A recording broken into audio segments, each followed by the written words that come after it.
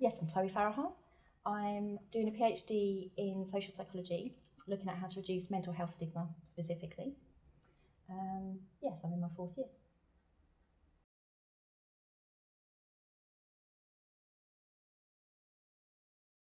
Yeah, so myself and my friend Annette Foster, who's also a PhD in performing arts, she's looking at how to articulate women, non-binary and trans persons' experiences of being autistic via performing arts and sort of practice as research. So it's got very creative base to her work. We decided to set up a programme called So You're Autistic, ? For autistic people on campus, diagnosed, not diagnosed, just wanting to explore if they are autistic or not.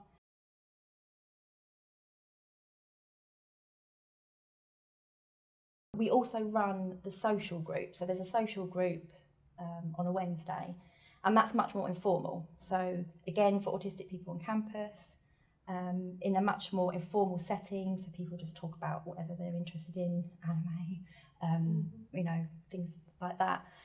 But the purpose of this particular group, really, it kind of was born out of Annette and I were both late diagnosed autistic women. So I was diagnosed when I was 32 and hadn't thought about being autistic before then, and she was diagnosed when she was 39. I'm now nearly 35 and she's 46. And we talked a lot together, because we met at one of the socials, about the kinds of things we wished we had have known when we were diagnosed and when we were going through the process of diagnosis, and also the things that we'd learnt together, because we both struggled a lot with making friends and all that kind of thing, but we obviously could make friends with each other because we could understand one another.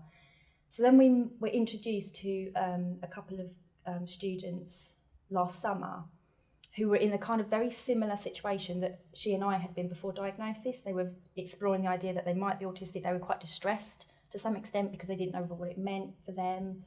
And there's a lot of bad information online about what it means to be autistic, and it's also largely aimed at children and from a non-autistic person's perspective. So we kind of thought, why don't we pull our ideas together? So Annette's creative side and my sort of stigma reduction, which includes stigma towards yourself, our skills together, and make a programme for these two girls that we'd met. And it just seemed to work when we put the structured programme for 6 sessions together, and it kind of worked for them. And by word of mouth, we ended up with 2 more students. And at the end of it, we were getting such good feedback.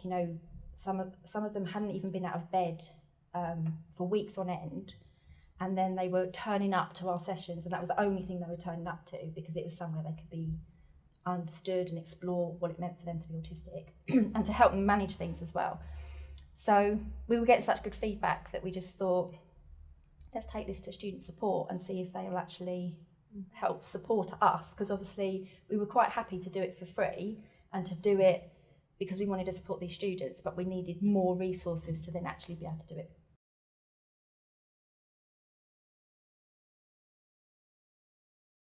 Yeah, so we kind of just took it to student support because they'll know we happened to meet those students sometimes because we are self-advocates on campus talking about our autistic experiences. So that's how we've met them. But there must be loads of other students who are autistic or exploring that idea of being autistic who we would not come across.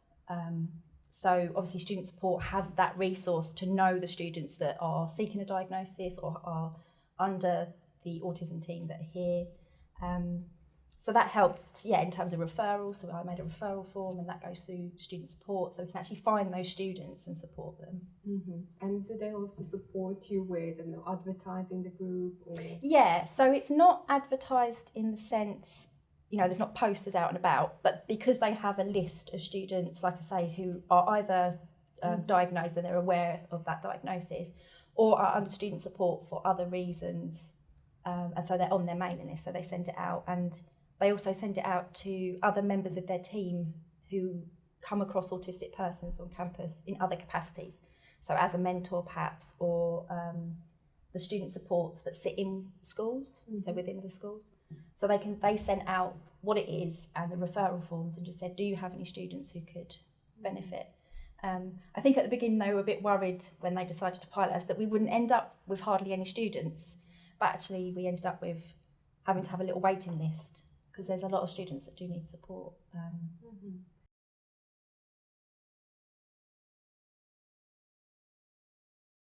So like I say, we went and pitched it to them. We actually asked for a meeting and we sat with them, and the organised person that I am had PowerPoint slides and explained what we were doing, how we thought it would actually benefit students. And then they kind of took it back, and between them and the Partnership Development Office decided if there was some resources like a pool of money that they could support us with. But really they kind of let us do the actual sessions as we've done them. But other than making sure the referrals come through and things like that, they kind of just, let us get on with it. But I suppose the way they've really supported us as well is they offer us Annette and I sort of monthly sessions, so we can actually feed back to them how we're getting on, because obviously Annette and I aren't counsellors. The reason we do this and the reason we think it works so well is because it's autistic led and we have different skills, like say her creative side and my side from psychology. But sometimes, we might hear things that are quite difficult in the group because it's quite a vulnerable group of students. So it's nice we can go back to them and say, right, we had this happen. How else could we support that student? Where can we signpost them to? And the other way is obviously, as PhD students, Annette and I really don't have a lot of funds. So it's great because they've actually taken on board that we need STEM toys. So self-stimulatory behaviours are very autistic. Well, they're a very human thing. Everybody fidgets when they're anxious and things like that. But autistic people tend to do it largely unconsciously if they're anxious or stressed or sensory overwhelm are causing them issues, or even if they're just happy. So it's sort of all the behaviours that you would do normally, but maybe to a greater extent. But we know that using sort of toys and things when you're stressed, and we kind of encourage the students that we have to do that more because it helps regulate their sensory overwhelm. But Student Support actually funded us, so we now have like a suitcase that's full of STEM toys that we can take to the sessions, and we tend to hand out to the students. They can take them away for a week because, like anything, you don't know if you're going to like something, so we don't want the students going away and spending money. So we let them try it and then come back and they can be like, oh, I really like this one, so I'm going to get this one for myself, which is good.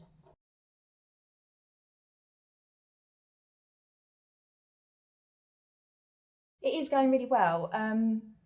Because we're now actually evaluating it, because obviously it's good for us to know, Annette and I want to know that we're actually doing the right thing, that it's actually working, as it were. And obviously it's good for Student Support. They want to see how we're helping the students. So the feedback has been great because largely the majority of the students report that coming to our group is the strongest reason they're staying at university.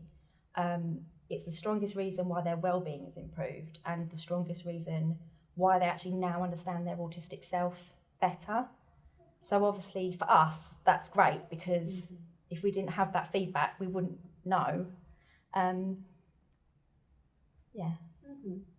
So I think it seems to be working well. And I think what helps is, like I say, obviously it being autistic led, that makes it different to all the other amazing services that already exist on this campus. We're actually very lucky on this campus. For some reason, at the University of Kent, we seem to attract more neurodivergent students, not just autistic. And I'm not sure whether that's the campus itself or the types of courses that are offered, but that means that we've also got the autistic team. So it's not just Student Support, there's a team obviously for us, and which means you can have a mentor, you can go to counselling obviously, and like skill sessions and things like that. So there's already a great team on board, but obviously what we're offering is more about emotional support. It's about helping students with their identity, manage actually what it means to try and make friends on campus, which is hard if you're autistic anyway.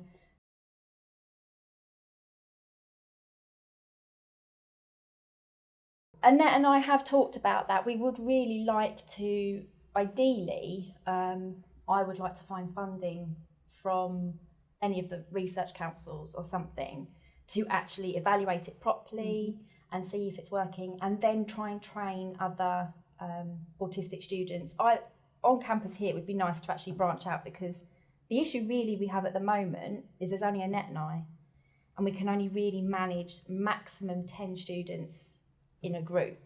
And even then that's a push. I mean, really 6 is probably the maximum, just to make sure that everyone gets a chance to talk and express themselves. So it'd be nice to have other people to train.